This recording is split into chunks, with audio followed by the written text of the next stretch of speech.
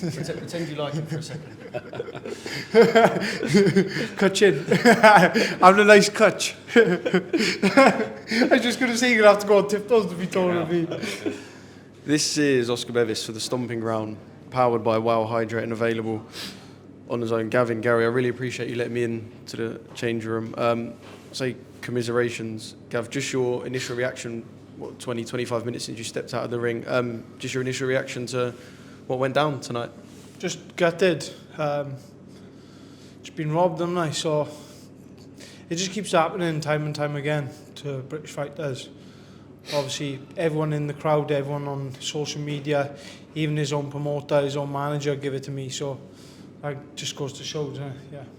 Obviously, Gary, the instructions that you give to Gavin in between rounds are based on how you believe the fight's going. So the instructions you're giving him, I guess, leaning towards a fight that you believe you're ahead in. So a really difficult situation. Absolutely. And, look, first of all, massive respect to Cameron Vuong.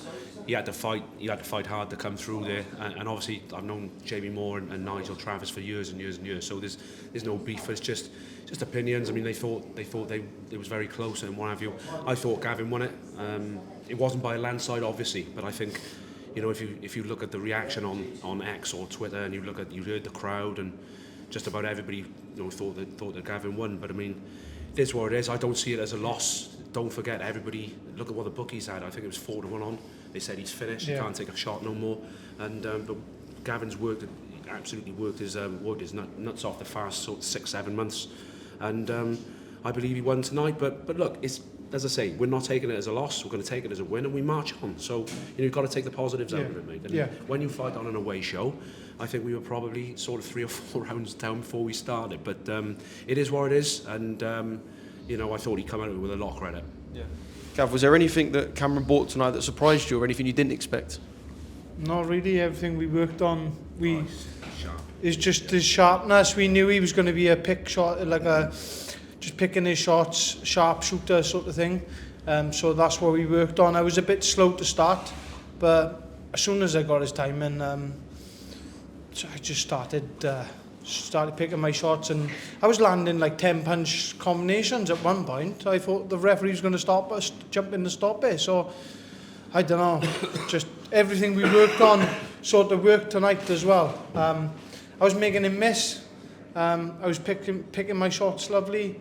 Obviously made a few mistakes. He was landing the more eye-catching shots. Yeah. I think that's what won him the fight, because of the eye-catching shots. But I'd like to see the punch stats, because Gavin was putting his shots together in 4s, sometimes 4s, 5s, and 6s, and it'd be interesting to see the punch stats. But as I say, it is what it is, and we know what we were going into, being the away fighter. Yeah. And but again, you have to take the positives out of it. Yeah. And you showed improvement, and you showed what you always show, and it's the heart of a lion. And you can move on from that.